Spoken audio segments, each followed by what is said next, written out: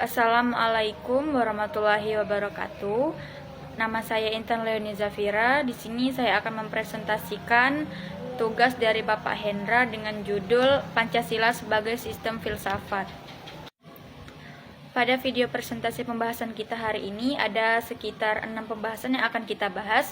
Yang pertama itu membedakan antara pengetahuan ilmu dan filsafat. Yang kedua, mengidentifikasi ciri-ciri berpikir ilmiah filsafat. Yang ketiga, menganalisis Pancasila sebagai hasil berpikir secara ilmiah dan filsafat. Yang keempat, mendeskripsikan bentuk dan susunan Pancasila. Yang keenam, mensintesakan hakikat sila-sila Pancasila sebagai kesatuan.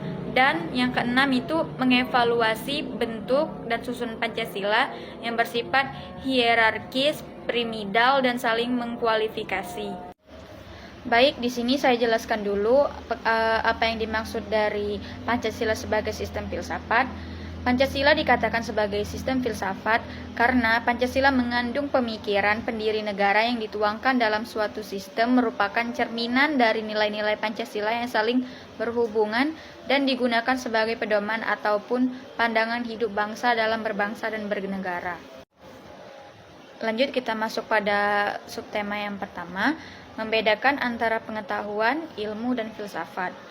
Filsafat dan ilmu pengetahuan adalah dua bidang kajian yang saling berkaitan dan saling melengkapi. Filsafat merupakan induk dari ilmu pengetahuan, karena filsafatlah yang memberikan landasan bagi perkembangan ilmu pengetahuan.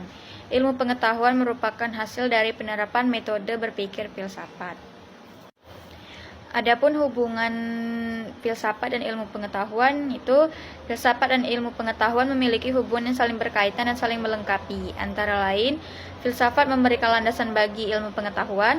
Filsafat memberikan landasan bagi ilmu pengetahuan karena filsafatlah yang memberikan pertanyaan-pertanyaan mendasar tentang realitas.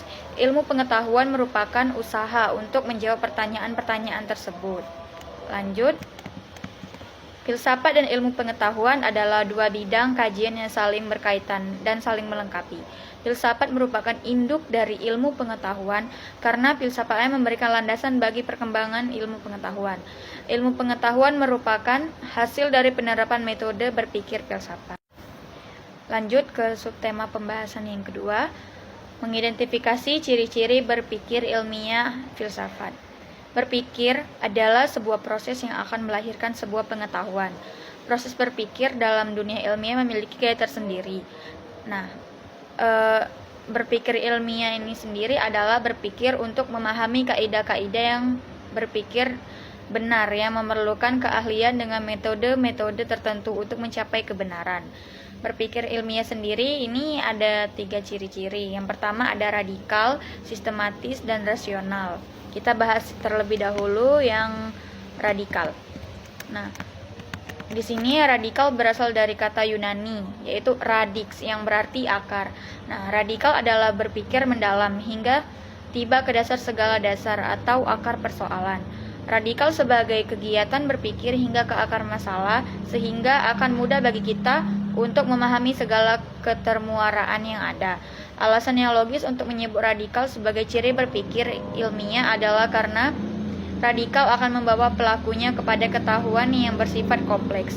Ketahuan yang bersifat kompleks itu diraih sebab radikal bergerak menuju akar persoalan. Tak kala ketahuan telah diperoleh melalui berpikir yang radikal ini, maka untuk mencapai kepada pengetahuan yang ilmiah disusunlah ketahuan itu dalam bentuk yang sistematis. Penulis membuat sebuah sketsa akan berpikir yang semacam ini. Adapun sketsa ini hendaklah dicermati secara benar agar dapat diketahui kemana arahnya. Yang kedua itu ada sistematis. Penalaran ilmiah yang baik dan terbangun secara sistematis dapat meningkatkan kemampuan berpikir manusia. Sistematis berarti unsur-unsur saling berkaitan secara teratur pada suatu keseluruhan.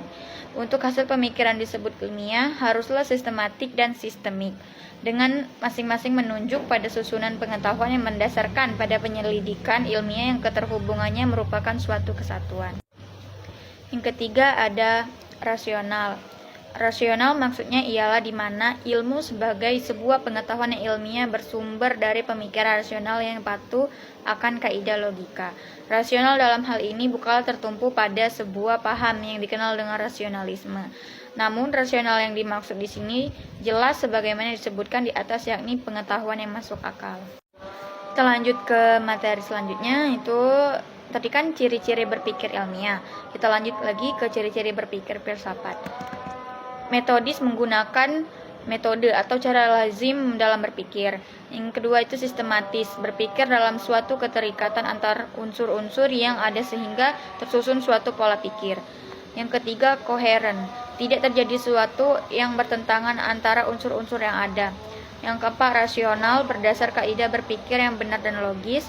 Yang kelima komprehensif, berpikir tentang sesuatu dari berbagai sudut pandang. Yang keenam radikal, berpikir secara mendalam. Yang ketujuh universal, mengarah pada kehidupan manusia secara keseluruhan.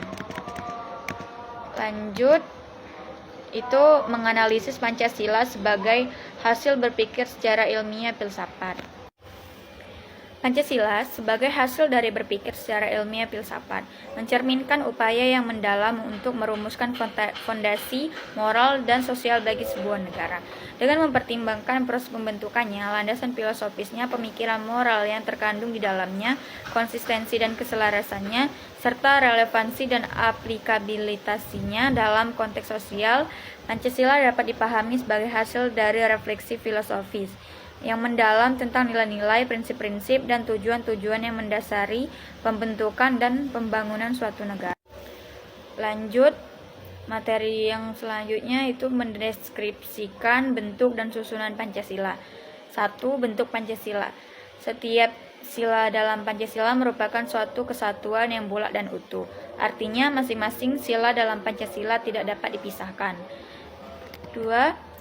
Setiap unsur pembentuk Pancasila merupakan unsur mutlak yang membentuk kesatuan, bukan unsur komplementer. Artinya, salah satu sila dalam Pancasila kedudukannya tidak lebih rendah dari sila yang lain. Sila pertama berkaitan dengan ketuhanan atau Tuhan sebagai sebab pertama, dan sila yang lainnya bukan sebagai unsur pelengkap. Yang ketiga, sebagai suatu kesatuan yang mutlak tidak dapat ditambah atau dikurangi. Artinya Pancasila tidak dapat diperas menjadi trisila maupun ekasila. Lanjut ke susunan Pancasila. Pancasila terdiri dari 5 sila yang membentuk sistem majemuk tunggal yang organis. Konsep majemuk tunggal menggambarkan bahwa meskipun terdiri dari 5 Pancasila, Pancasila tetap merupakan suatu kesatuan yang utuh. Pancasila memiliki bentuk dan susunan hierarkis piramidal yang menggambarkan hubungan bertingkat dari sila-sila Pancasila dalam urutan luas cakupan dan isi pengertian. Rumusan Pancasila yang hierarkis piramidal terdiri dari 5 sila yang saling berkaitan dan tidak dapat dipisahkan satu sama lain. Sila pertama, ketuhanan yang Maha Esa merupakan dasar dari seluruh sila lainnya. Sila kedua, kemanusiaan yang adil dan beradab, menekankan pentingnya menghargai martabat manusia dan menjunjung tinggi nilai-nilai keadilan dan kesopanan. Sila ketiga, persatuan Indonesia, menegaskan pentingnya memperkuat persatuan dan kesatuan bangsa Indonesia. Sila keempat, kerakyatan yang dipimpin oleh hikmat kebijaksanaan dalam permusyawaratan perwakilan, menekankan pentingnya demokrasi dalam menjalankan pemerintahan. Sila kelima, keadilan sosial bagi seluruh rakyat Indonesia, menegaskan pentingnya memperjuangkan kesejahteraan sosial bagi seluruh rakyat Indonesia tanpa terkecuali. Lanjut, ada materi kelima, yaitu mensintesakan hakikat sila-sila Pancasila sebagai kesatuan sistem. Pancasila adalah sebuah sistem yang terdiri dari 5 sila yang saling terkait dan saling melengkapi.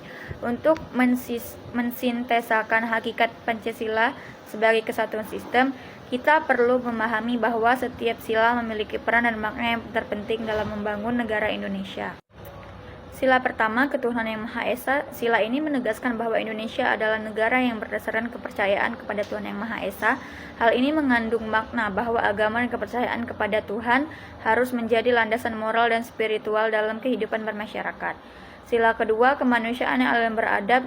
Sila ini menekankan pentingnya menghormati dan melindungi martabat serta hak asasi manusia. Kemanusiaan yang adil dan beradab juga mengajarkan kita untuk bersikap adil, menghargai keberagaman dan menjunjung tinggi nilai-nilai kemanusiaan dalam segala aspek kehidupan.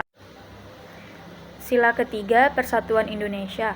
Sila ini menggarisbawahi pentingnya persatuan dan kesatuan bangsa Indonesia. Persatuan Indonesia meliputi persatuan dalam keberagaman suku, agama, ras, dan golongan atau sara, serta menjunjung tinggi semangat Bhinneka Tunggal Ika. Lanjut, sila keempat, kerakyatan yang dipimpin oleh hikmat kebijaksanaan dalam permusyawaratan perwakilan. Sila ini menekankan pentingnya sistem demokrasi dalam menjalankan pemerintahan kerakyatan yang dipimpin oleh hikmat kebijaksanaan dalam permusyawaratan perwakilan, mengajarkan bahwa keputusan-keputusan penting harus melibatkan partisipasi rakyat yang diambil melalui musyawarah dan perwakilan. Sila kelima, keadilan sosial bagi seluruh rakyat Indonesia. Sila ini menegaskan pentingnya adanya keadilan sosial dalam masyarakat. Keadilan sosial bagi seluruh rakyat Indonesia mengajarkan bahwa setiap warga negara memiliki hak yang sama dalam mendapatkan keadilan, kesempatan, dan kesejahteraan. Dengan memahami dan menerapkan hakikat sila-sila Pancasila sebagai kesatuan sistem, kita dapat menciptakan negara yang berlandaskan nilai-nilai moral, keadilan, persatuan, dan kesejahteraan bagi seluruh rakyat Indonesia. Materi terakhir itu mengevaluasi bentuk dan susunan Pancasila yang bersifat hierarkis, piramidal, dan saling mengkualifikasi. Susunan Pancasila bersifat hierarkis dan berbentuk piramidal. Hierarkis berarti tingkat, sedangkan yang dimaksud dengan piramid dari kesatuan Pancasila ialah bahwa sila yang pertama dan seterusnya tiap-tiap sila bagi sila berikutnya adalah menjadi dasar, dan tiap-tiap sila berikutnya itu merupakan penjelmaan atau pengkhususan dari sila yang mendahuluinya.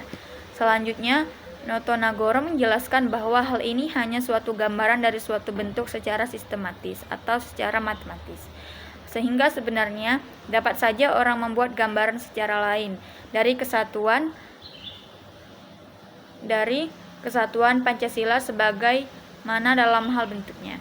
Secara singkat, uraian Notonagoro di atas dapat dinyatakan bahwa bentuk susunan hierarkis piramidal Pancasila ialah kesatuan bertingkat yang tiap Pancasila di muka silanya lain merupakan basis atau pokok pangkalnya, dan tiap Pancasila atau sila merupakan pengkhususan merupakan basis atau pokok pangkalnya dari sila di mukanya. Sila pertama menjelaskan bahwa pada sila pertama itu meliputi dan menjamin isi sila 2, 3, 4, dan 5. Begitu pula sila-sila berikutnya saling berkaitan erat dan menjiwai satu dengan yang lain. Demikianlah presentasi singkat melalui video dari saya. Saya akhiri. Wassalamualaikum warahmatullahi wabarakatuh.